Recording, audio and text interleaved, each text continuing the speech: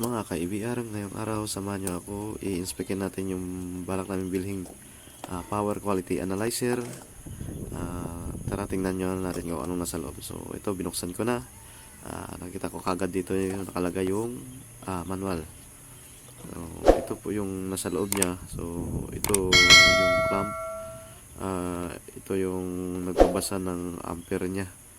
So may apat siya na piraso.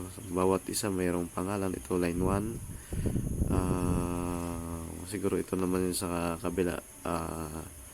Tingnan natin kung ano yung ito. So mayroon nakalagay. Ayan, nakikita na letter N. So yung isa, so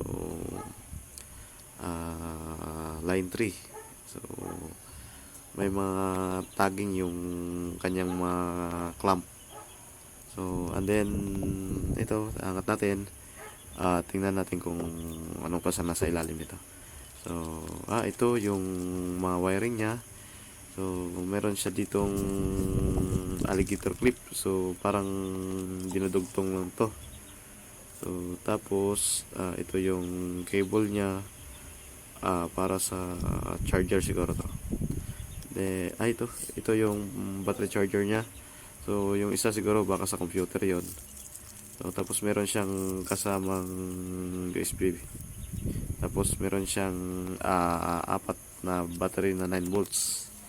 Then meron siyang ito yung para sa computer, port yata to, cord port. So then meron pa siyang ito CD, parang CD player. Then wala na, ito ano na to, yung para sa mga bakterya. So yung isa yung susi. So balik na natin. Tingnan natin kung so bala ko try natin buksan to pag naibalik ko mamaya. Tingnan natin kung gumagana. So pabalik muna natin sa lagayan. So hindi pa naman natin kasi siya magagamit balak pa namin i-test. So patong ko muna. So try natin testing, i-power on ko kung talagang gumagana. So palagi ko parang low-bat ito pa So mayroon pa siyang 2 bars. So check natin, parang okay naman. So check ko yung setting niya. Ayan, gusto ko makita yung wiring connection.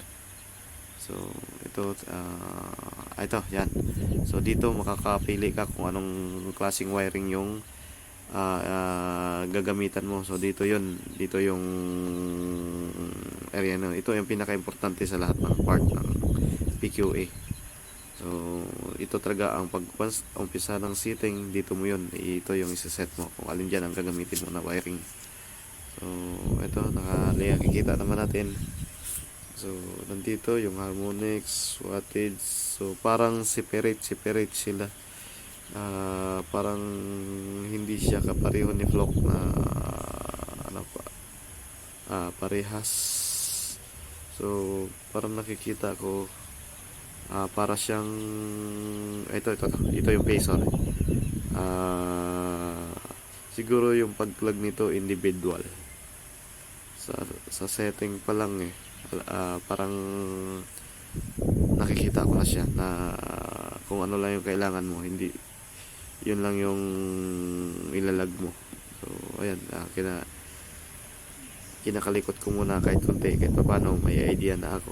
Nakita ko na siya kung paano. Sige, off ko na.